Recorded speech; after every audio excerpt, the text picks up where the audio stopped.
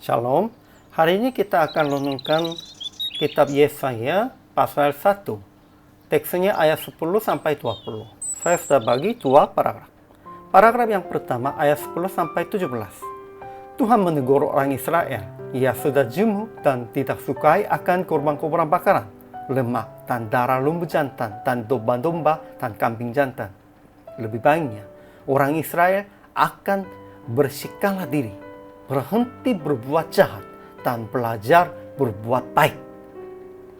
Paragraf yang kedua ayat 18-20. Tuhan memohon kepada orang Israel akan berperkara.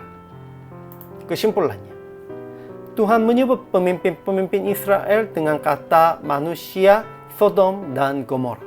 Sebab umat Israel begitu berbuat jahat. Tuhan merasa sedih bukan karena mereka tidak beribadah. Mereka tetap beribadah dan mempersembahkan korban bakaran. Namun Tuhan berfirman, Aku sudah jemu dan tidak sukai akan korban bakaran, lemak dan darah dari lembu jantan dan domba-domba dan kambing jantan.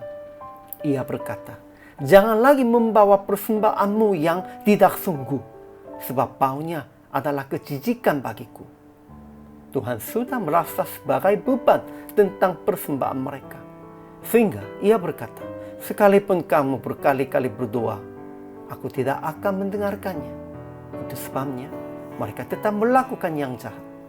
Namun Tuhan memohon kepada orang Israel akan berperkara supaya mereka kembali kepadanya menurut dan mau mendengar.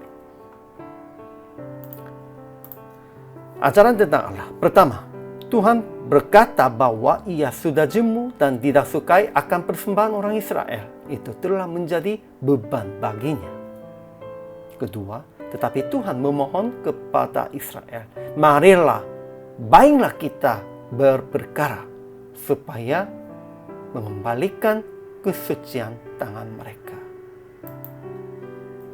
Ajaran tentang manusianya. Pertama, orang Israel tetap mempersembahkan korban bakaran kepada Tuhan. Namun, dengan tangannya penuh dengan darah. Itu tidak sesungguhnya. Kedua, mereka berbuat jahat dan tidak berbuat baik, keadilan.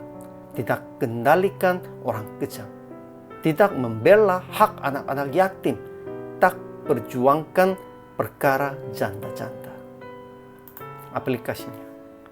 Pertama, ingat, Tuhan lebih sukai persembahan dengan perbuatan baik dan keadilan kita daripada persembahan kurban bakaran lembu jantan.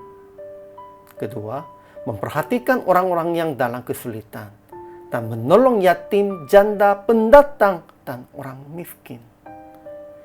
Tuhan menegur kita. Kenapa? Karena tidak beribadah? Menurut teks hari ini, bukan.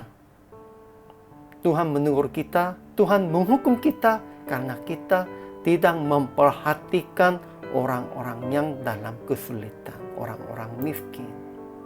Jadi praktiknya, berbuat baik dan adil dengan menolong orang-orang yang perlu pertolongan, sebab tidak cukup pendidikan dan pengalaman.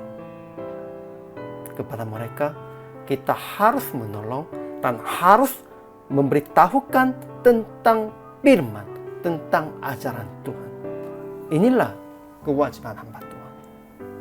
Hari ini juga, selama melayani, Tuhan Yesus memberkati.